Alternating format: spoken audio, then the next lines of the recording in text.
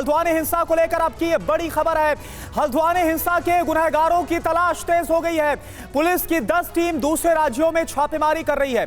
कई उपद्रवी हल्द्वानी छोड़कर दूसरे राज्यों में छिप गए हैं।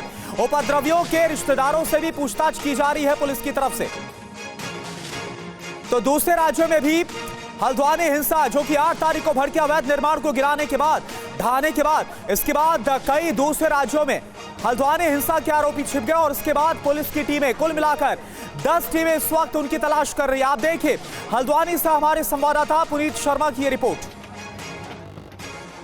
अब प्रशासन का काम उपद्रवियों को पकड़ना और इसीलिए इन्वेस्टिगेशन में काफ़ी तेज़ी की जा रही है। 10 से ज़्यादा टीमें उन उपद्रवियों की तलाश में उत्तराखंड से बाहर जा रही हैं, जो लोग यहां पर 8 फरवरी की रात को हिंसा करने के बाद अंधेरे का फायदा उठाकर यहां से चले गए थे। टीमें बरेली, मुरादाबाद, पश्चिमी उत्तर प्रदेश के कई जिले, दिल्ली और दूसरे राज्यों में भी उपद्रवियों की तलाश कर रही है। दरअसल पुलिस के पास कई ऐसे वीडियो हैं जिसमें उपद्रवियों के चेहरे साफ हैं। अब पुलिस लगातार बनभूलपुरा इलाके में छापेमारी कर रही है, दिन में भी छापेमारी कर रही है और कल देर रात भी बनभूलपुरा इलाके में पुलिस ने छापेमारी की। जो आरोपी उपद्रवी हैं उनके रिश्तेदारों से भी पूछताछ की जा रही है और मोबाइल फोन के सर्विलांस के जरिए उन तक पहुंचने की कोशिश की जा रही है। फिलहाल जो मुख्य आरोपी है अब्दुल मलिक, उसका बेटा और उनकी भी इस पूरे मामले में तलाश की जा रही है। 5 आरोपियों को गिरफ्तार किया गया, 50 से ज्यादा भी हिरासत में लिए गए हैं,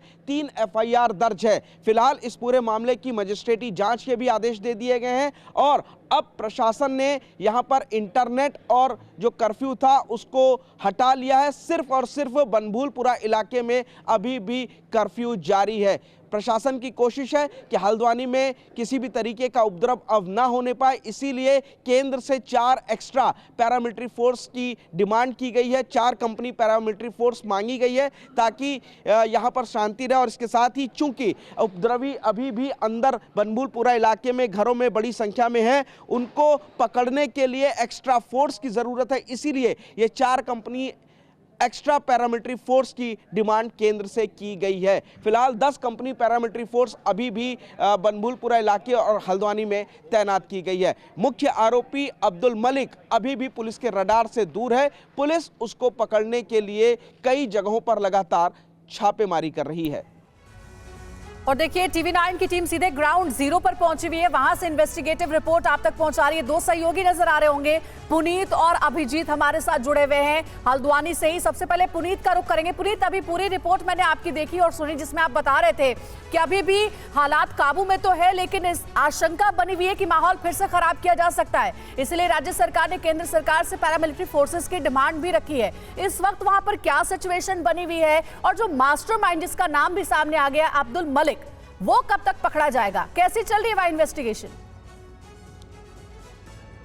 8 फरवरी को जो हिंसा हुई थी उसके बाद पुलिस के लिए सबसे बड़ी चुनौती उन उपद्रवियों को गिरफ्तार करना है जिन्होंने इस हिंसा में पुलिस के ऊपर और नगर निगम कर्मचारियों के ऊपर सीधा अटैक किया था। बनभूलपुरा थाने को जलाया था, सरकारी गाड़ी और सरकारी प्राइवेट गाड़ियों को जलाया था और इसके अलावा फायरिंग भी की थी। पुलिस अब वीडियो फुटेज के जरिए उन तमाम लगभग 5000 से ज्यादा संदिग्ध लोगों की तलाश कर रही है और इसीलिए 10 से ज्यादा टीमें मुरादाबाद, बरेली, आसपास के जो जिले हैं, रामनगर और इसके अलावा गाजियाबाद और दिल्ली के अलावा दूसरे राज्यों में भी गए हो, क्योंकि अंधेरे का फायदा उठा करके रात को ही ये उपद्रवी यहां से चले गए थे। ये भी बताया जा रहा है कि कुछ लोग हो सकता है बाहर से भी आए थे, क्योंकि प्रशासन के मुताबिक ये जो हमला हुआ था ये सोची समझी साजिश के तहत हुआ था। फिलहाल इन सभी आरोपियों को गिरफ्तार करने की कवायद चली और इसीलिए हर रोज यहां पर बनभूलपुरा इलाके में छापेमारी की जा रही है। रात को खासतौर से छापेमारी की जा रही है, लेकिन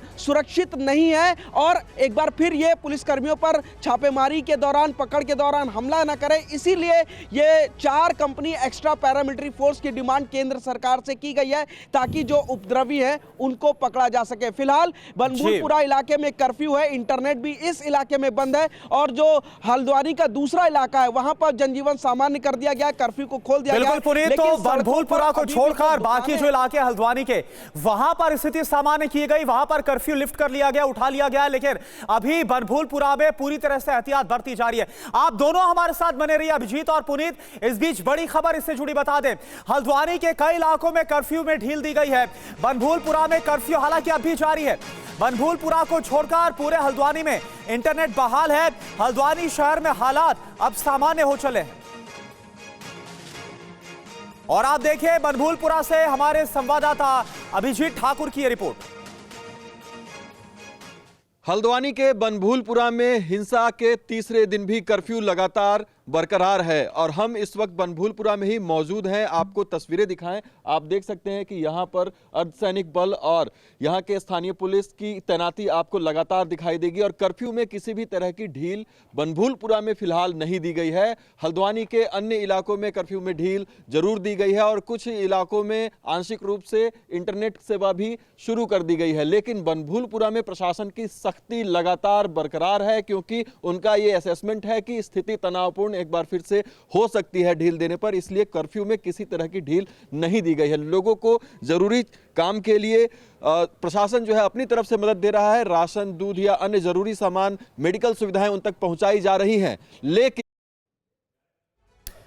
और देखिए अभिजीत ठाकुर की आप रिपोर्ट देख रहे थे, सीधा अभिजीत का ही रुख करते हैं। अभिजीत, वजह क्या नजर आ रही, क्योंकि इस वक्त आप हल्द्वानी मौजूद हैं, बाकी हर जगह हालात सामान्य, लेकिन इस वक्त क्या जो संवेदनशीलता है, जो हालात है अभी तनावपूर्ण बने हुए हैं क्या इस इलाके बनभूलपुरा में?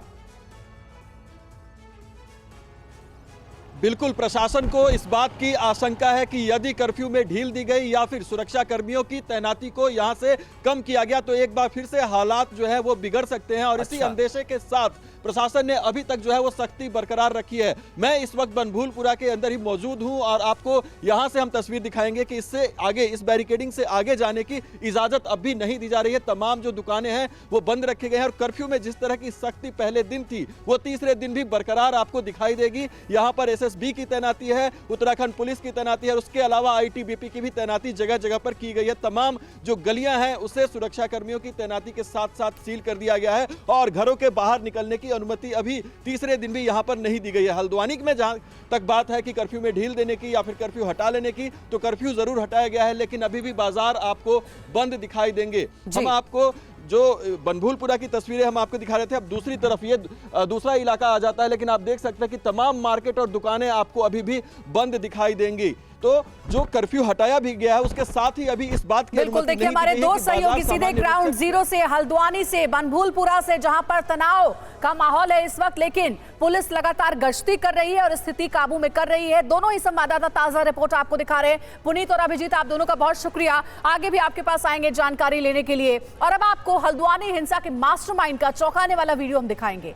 8 फरवरी को जब नगर निगम की टीम पहुंची तो उस दिन आरोपी अब्दुल मलिक से जमकर बहस हुई थी। हल्द्वानी के नगर आयुक्त पंकज उपाध्याय और अब्दुल मलिक के बीच बहस का वीडियो सामने आया है। ये अतिक्रमण वाले एक्शन से ठीक पहले का वीडियो है। और आप इसे कह रहे हो उसमें 99 साल की मेरे पास लीज है, इसकी दिखाइए ना, दिखाइए। अरे इसमें आप नगर पालिका में जाके देखो, नंबर पढ़ लो ये, मैंने पढ़ लिया। हाँ तो भाई लीज हुई हुई, लीज में हमारी सबकी खत्म हो गई है। ठीक है, आपने लीज नहीं कराया,